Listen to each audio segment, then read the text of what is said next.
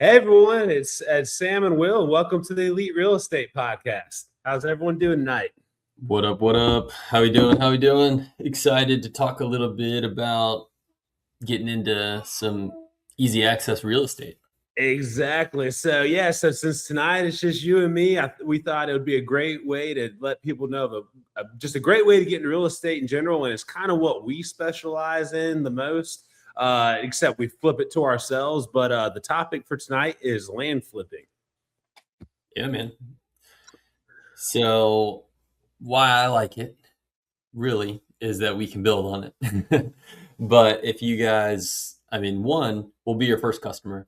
So if you guys want to put in the time and you don't have the money to buy any land, or you just want to get into real estate and learn, find some lots. We'll assess them with you, and more than likely, if it's a good deal, we'll buy it. So I think that's a really, really easy way to get in with no money, and also it's a way to kind of learn if you wanted to after just like maybe finding good lots or seeing how to develop them, what kind of comes in with assessment of the lots, because that can be the tricky part is like, oh, I found this lot and then I got it for this price. But the reason it was listed 3 times over the last 3 years and never sold was because you can't build on it for whatever the reason may be. So, Well, man, I was just getting us shared with the group, so anyone tuning in to Facebook Live. But no, I think land is a great way to get in. One of the epiphanies I kind of had about today too is as long as you buy it right, you're very safe. I actually was looking at one of our recent closings. It was actually our Frank Reeder lot that we bought for 85,000. The people before us bought that 4 years ago for 40 grand.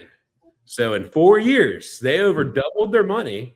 yeah, And but we got what we thought was still a really great deal for us. exactly. The numbers all made sense. Yeah, so the numbers still made sense for us, but like that deal alone, someone over doubled their money. But man, let's go and dive into it.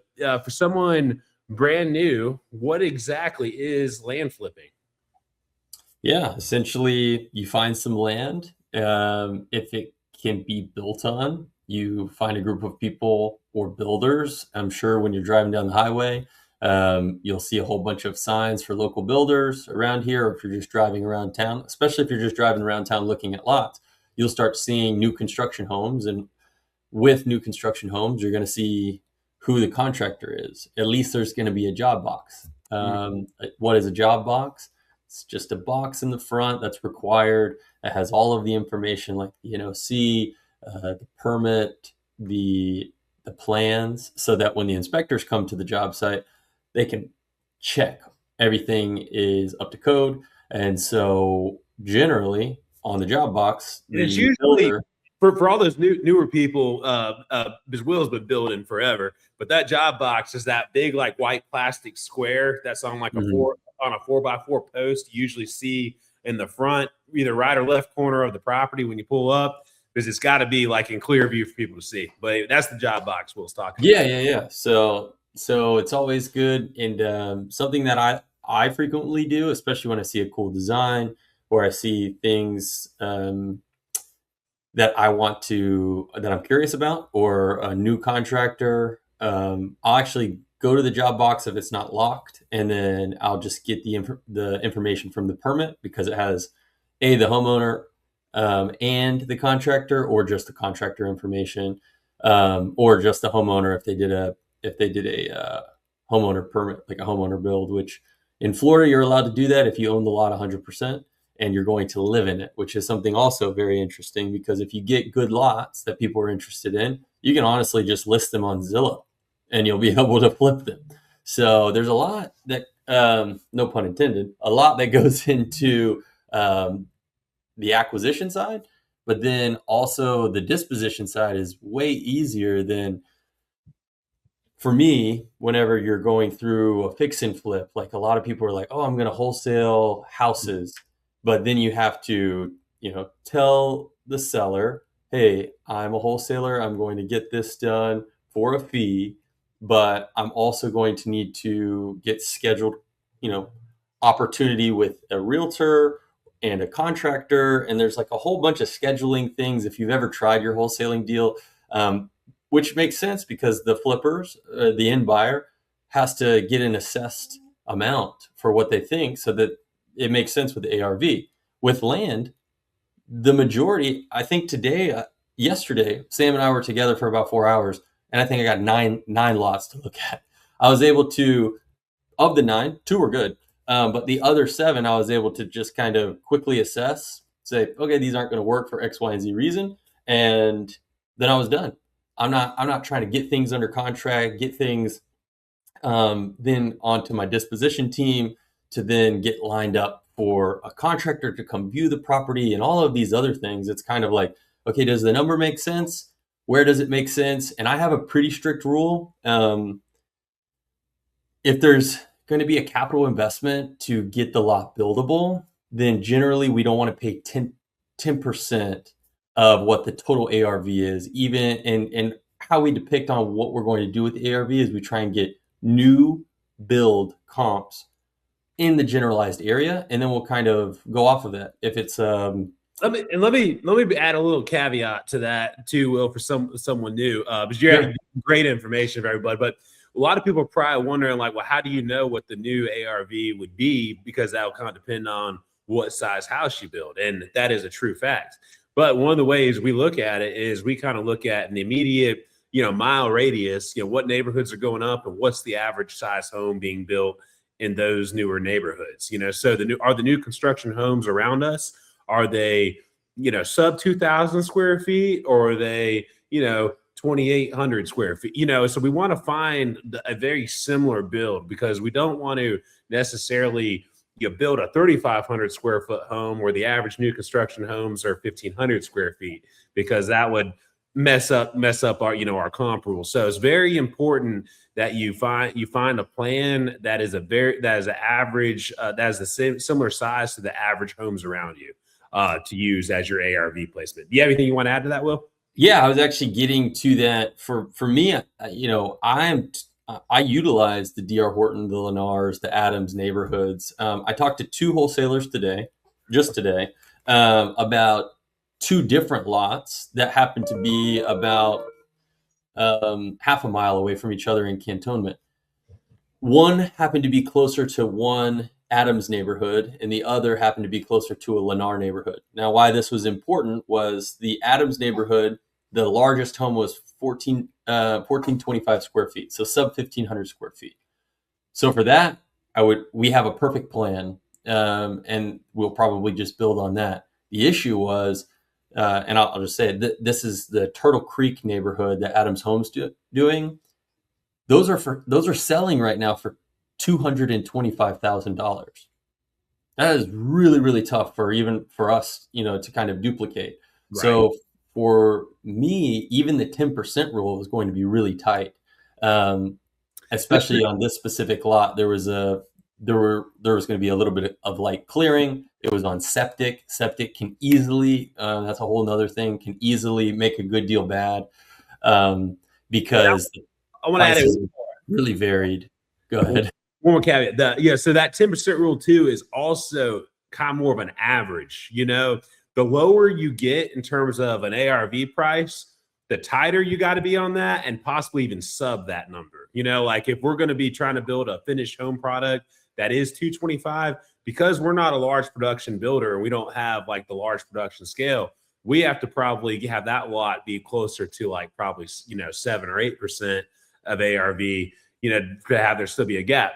Now on the opposite end, if we were building a luxury, we could probably afford to exceed that 10% rule. But with the numbers Will and I are giving you right now are very conservative to make money. And I also want to add another point, because a lot of people's, we a lot of times talk about the production builders in a way because we use those as numbers. And sometimes people hear some of those names and they think, oh, it's, lower quality.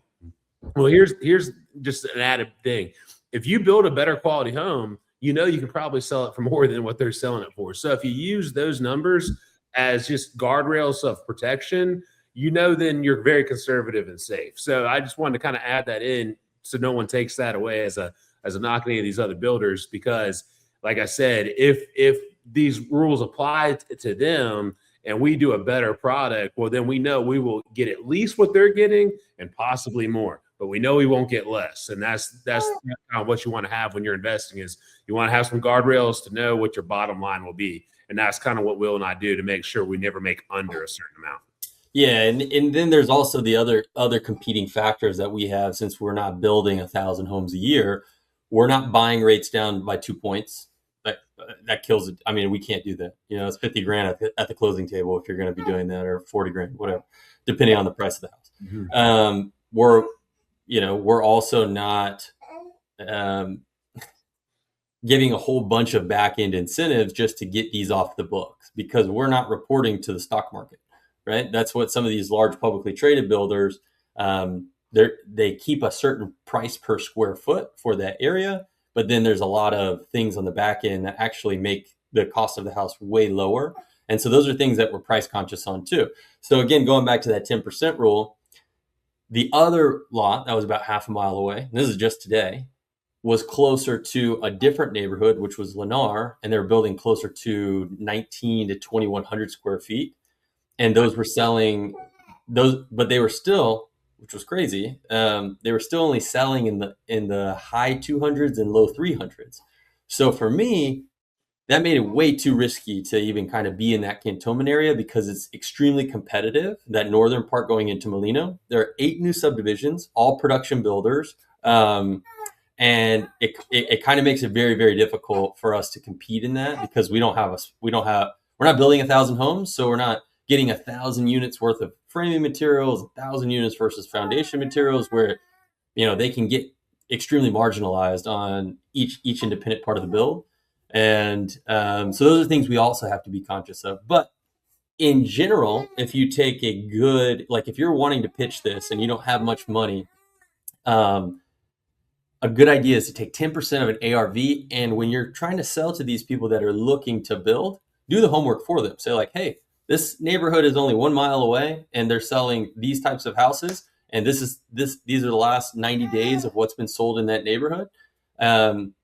I think you could do really well if you build at this square foot home.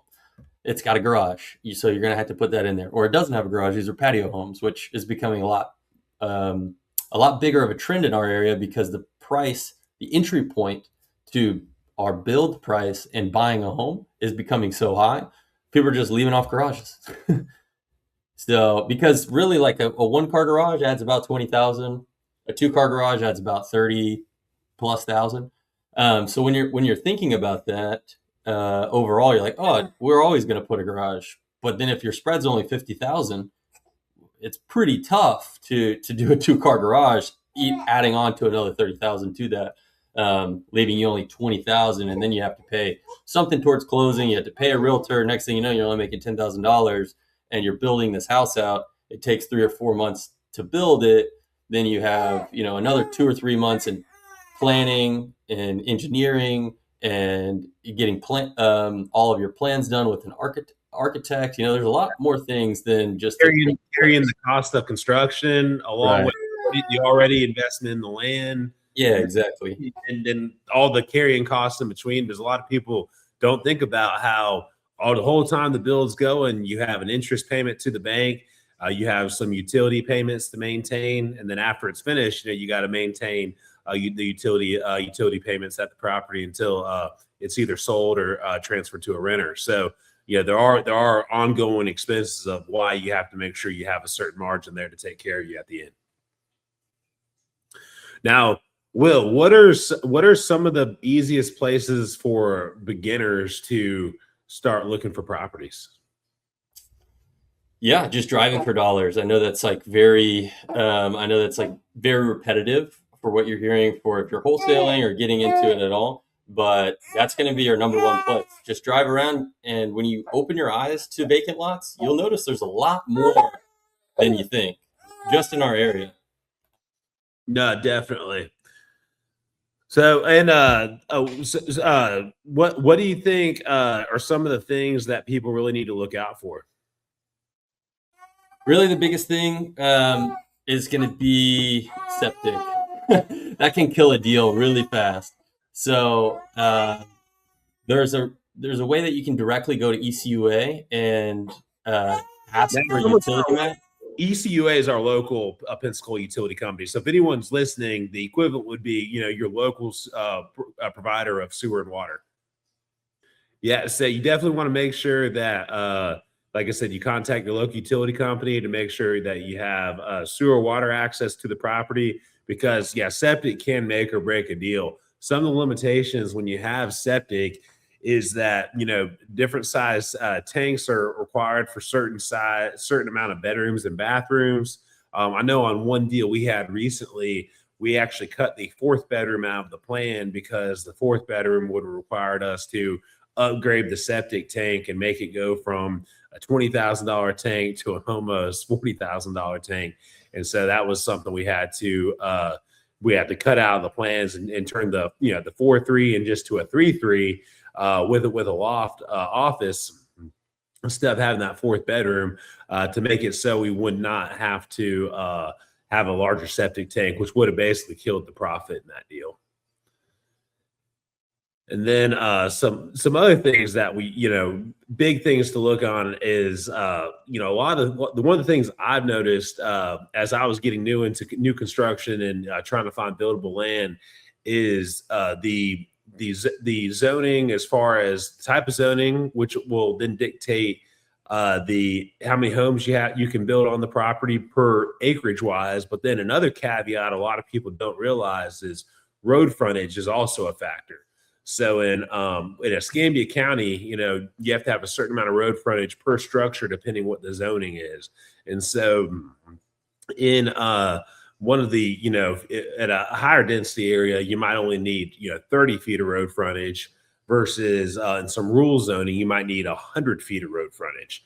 And so that would be a big, big difference in terms of trying to, get the right amount of road frontage, for the property.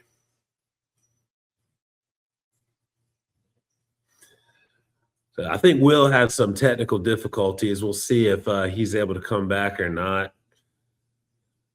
But back on to our 10% rule. So this is the rule we use mostly when we're buying our land. Now that 10% rule, we generally we'll go up to 10% if it's ready to go. So if, like I said, it is an infill lot, already has the utilities and tap fees paid, and it is basically ready for us to pull up and start building on, we're ready to pay 10% of that. Now, the ideal scenarios for us is we really like the houses that are in the ARV range of 350 to 450, because those make great rentals. I love to do what's called the BRRRR strategy, which originally started in fix and flipping, how you flip them to yourself.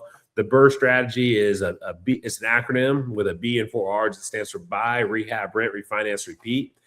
But you can do the same thing with new construction. So in a traditional BRRRR, you would buy a rehab house, let's just say for $100,000. Maybe you spend $50,000 on the rehab. And so you're all in the property for $150, but that property might now be worth $250. So if you went and did a cash out refi, 80% loan to value, you'd be able to get $200 back. You'd get all your costs back, and you'd be up $50,000. Well, we do the same thing with new construction. So a great example of a perfect one we did was we bought a tear down house for $25,000. We spent $15,000 tearing it down and hauling it off and prepping the lot, getting everything fully ready. So we're all into it for $40,000. When we go get our construction loan, our cost to close that loan was $7,000. So we're all into it for $47,000 plus any kind of carrying costs. After we finished the home was worth $385,000. We were able to get what's called a DSCR, which is a debt service credit ratio loan. those type of loans are great for rental properties because you're not required to provide your full tax returns, and you don't have to be fully underwritten. They look pretty much just at the property. You'll have to have a minimum credit score, and then 6 months reserves in the bank is the usual requirements. And then the rent has to be able to cover all the expenses. And so in that property, we had one that worked out that way, and our refi amount was $108,000. So keep in mind, I said the original amount we were all into it was 47 grand, and we got 108,000 back on the refi. Now there was about let's just say 6 or 7 months of some interest only payments that were under $1,000 a month, but it's very close to getting almost double our money back. So Will and I are 100% whole in that property. We have no money left invested in it, and now it's a rental that is paying down our debt on that property every month, because we did have to refi the property out. We have 25% equity in that property still, so the property's worth 385.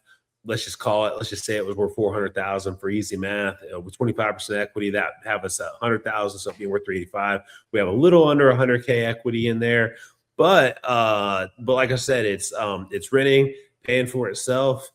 Average appreciation in Florida is most real estate doubles about every 10 years across the country. In Florida, we see doubles a lot of times every 7 to 8 years. So if I just hold this property, let the renter pay it, in 10 years, it should probably be worth right around 700,000. So it's a great play. If Will and I can do, let's just say maybe we're kind of on a good track now, so we might be able to do 5 to 10 a year that way. You can see over a 10-year period how this could really, really increase our wealth. Now, one of the reasons I really fell in love with the land versus the fix and flips is because in fix and flips, they're always full of surprises. You never know what's behind that wall, or what's gonna happen once you break out the drywall and get into it. I've had numerous flips where I think it's gonna only cost me this, and then there's a surprise that costs an extra $20,000. Well, sometimes flips can have very thin margins, so that 20,000 extra can make or break you. But on land, there's no surprises as long as you know how to analyze it right. So during your due diligence period, you have to go get a survey to make sure it's done. You definitely want to make sure you're checking for wetlands, making sure it's buildable. Make sure you have enough road frontage for it to be buildable, and then ideally you want to go ahead and have a list of people that want it. So as Will was kind of getting into the beginning, one of the first things you can do when you're driving around look for it is figure out who your other builders are in the area that you're buying land in. Once you kind of have a solid list of builders, make some contacts with them, find out are there any builders that are buying lots to build their own spec homes, kind of like how Will and I do as our primary business, or are these builders that all work for private individuals that are building custom homes? A lot of times, even the builders that are working for private individuals still have people come to them that want the builder to build their home, but they don't have the lot. And, the builders aren't usually in the business of finding lots. That's where they, look for a land acquisition specialist like Will and myself, who specialize more in the finding the land side of things. So like I said, so if you can find them that lot, you might also then in turn become a real asset to that builder, because he then might find more people that need homes that he wants to build for. And so this can turn into a really great relationship, because in that scenario, the builder is not so much worried about what you're selling the lot to one of his clients for, as long as he gets to build the lot, they'll get to build the house. So I would say that if I was going to get into land flipping tomorrow, that would be one of the first things I would do, is I would find what area I want to specialize in, probably where I could find the most land and the most people wanting to buy it. And then I would find a list of people that I know who will buy the land ready to build. And then from there, like I said, you can really scale it, because again, if you find the right people that are buying land nonstop, you'll have a steady supply. Will and I are those guys in Escambia County. We buy everything buildable that's within that meets our parameters. As far as it, it's got, like I said, it's got to be buildable, and then we got to make sure we're not going to exceed our cost ratios. if we can do, if that works though, we can buy it. I would say in the last 30 days, 2 of the lots we put under contract. One is going to be a great single family starter home lot. The other one, I think we're going to be able to get a variance to build a quadplex to build a 4, so we can build a 4 unit on it. The way both of those came in is wholesalers had them under contract, a little on the high side. Will broke everything down to them and told them exactly what we need to be into it for. And then after he worked that out with them, they went back to their sellers, told them what it had to be purchased for. They got the deal down to that. We put them under contract, and we actually are going to be closing on both those this week.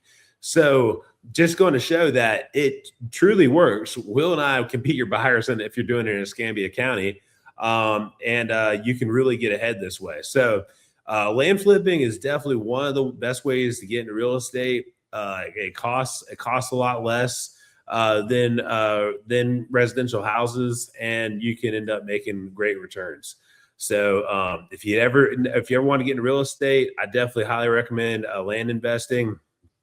Yeah, that pretty much concludes this episode. So I appreciate everybody tuning in this week. Make sure you check us out next week. We got a lot of great guests coming up the rest of this year. And we just appreciate everybody tuning in to the Elite Real Estate Podcast, and we can't wait to see you guys next week.